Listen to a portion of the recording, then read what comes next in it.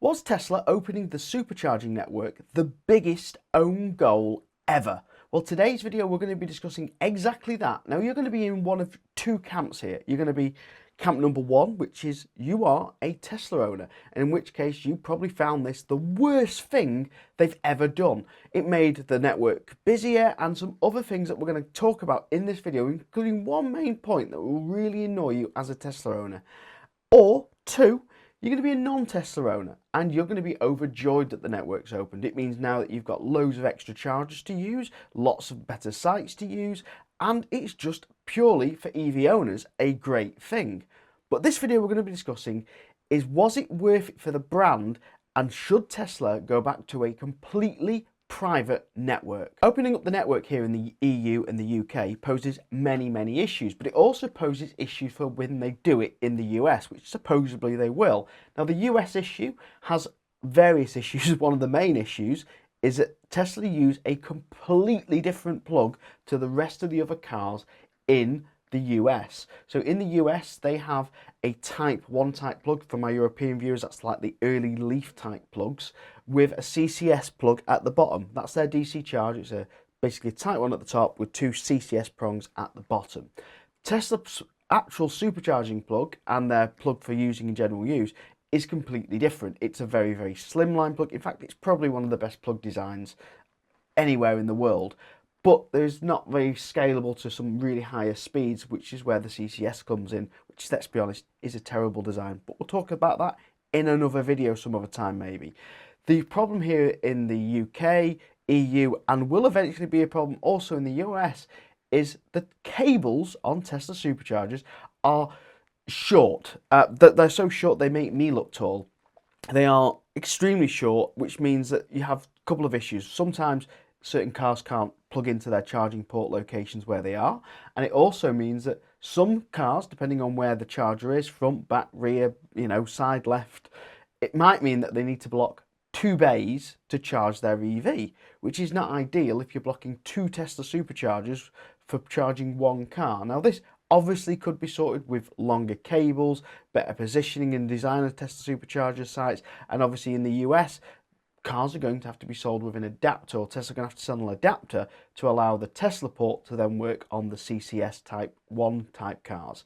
Now, in a previous video, I spoke about why they're opening up Tesla Superchargers here in the UK, so I'm not going to repeat that. We're not going to repeat it because the same issue applies for the US as well. Instead, I'm going to suggest you go and watch that video top right.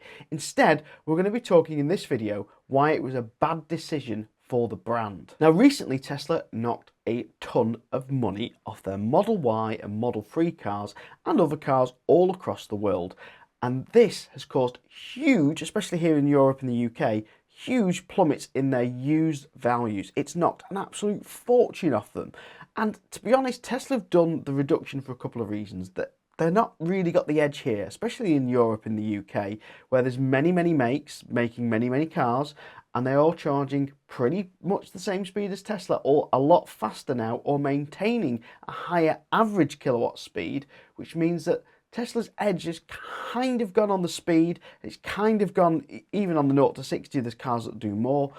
It's lost its edge a little. Now, the edge they used to have, in my mind, was a private charging network. Now, the network being open or closed doesn't actually make the site any busier.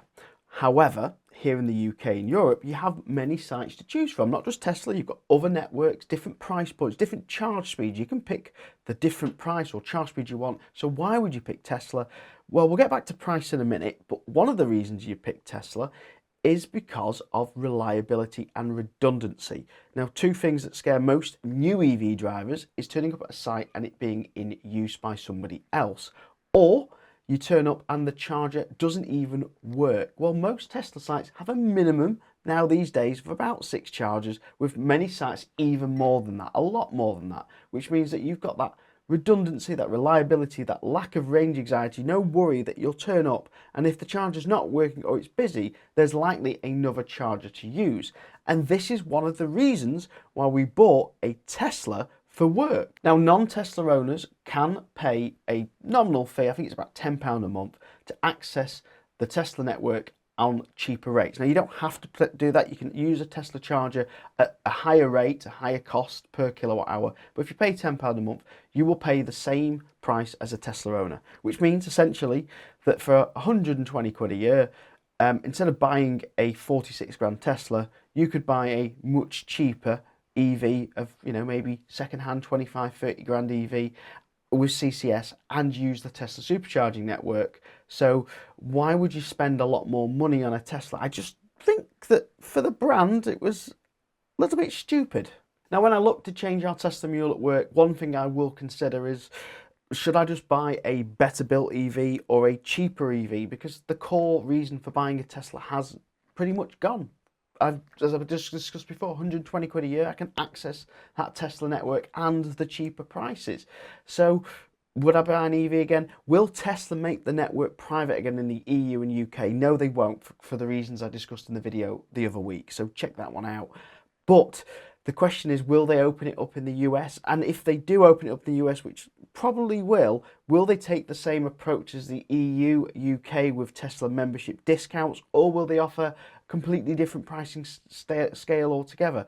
The big question is, will they do it at all? Because I think it will really damage the core sales of Tesla in their core selling country. I mean, I'd love to know what you think in the comments. Let me know below. Now, check out this video I did about Tesla used values and the prices dropping and how it's not good news for everybody.